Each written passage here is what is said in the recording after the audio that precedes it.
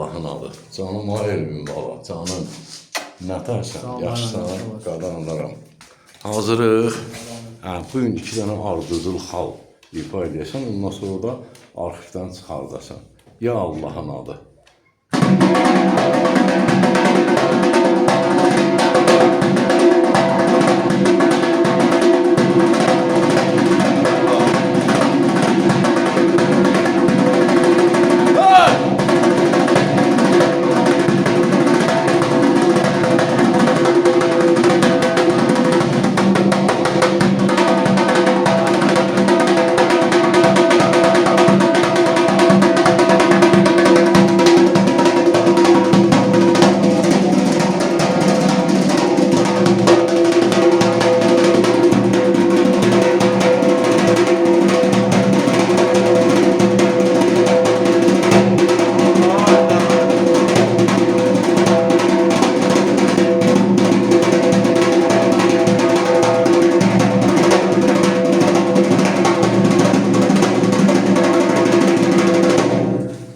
Allah.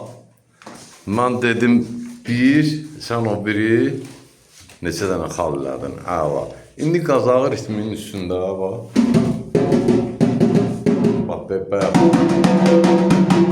bayaqları tunara mən keçdiyimdə sağa keçmişəm.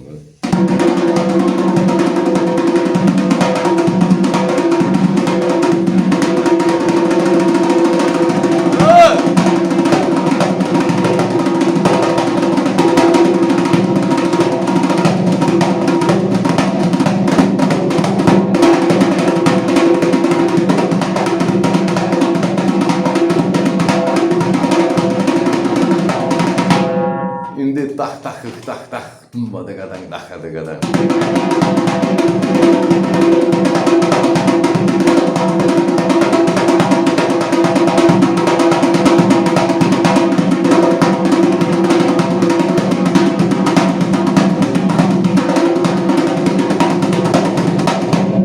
Allah, sağ ol qadan alaram Elvin baba. Görülən işlər bax burada hamısı göz qabağındadır maşallah. Tilmallar açılır. İnşallah zərbələr də yerinə oturacaqdır. Yəni Elvin balanın işi çox ağırdır. Ona görə də tədricən yavaş-yavaş açılır.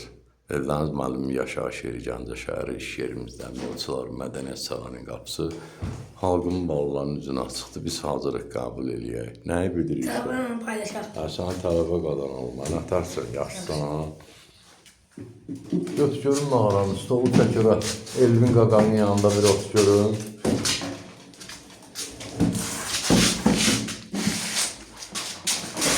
Elvin qaqa, indi kömək elə. Tunar balana bir şir tutsal görüm.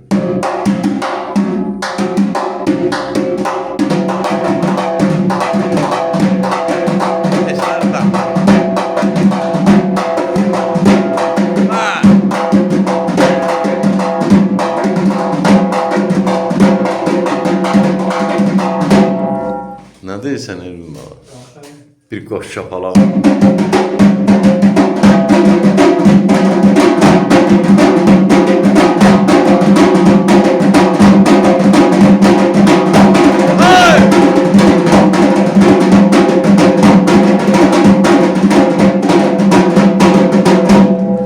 İndi qazağı ritmini Tunar bala çalsın, sən də kömək eləyinə.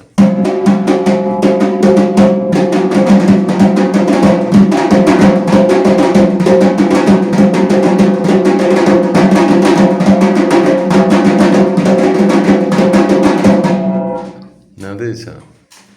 Maşallah, sağ ol ay Tunar bala, sağ ol. Öpürəm hər ikinizi də.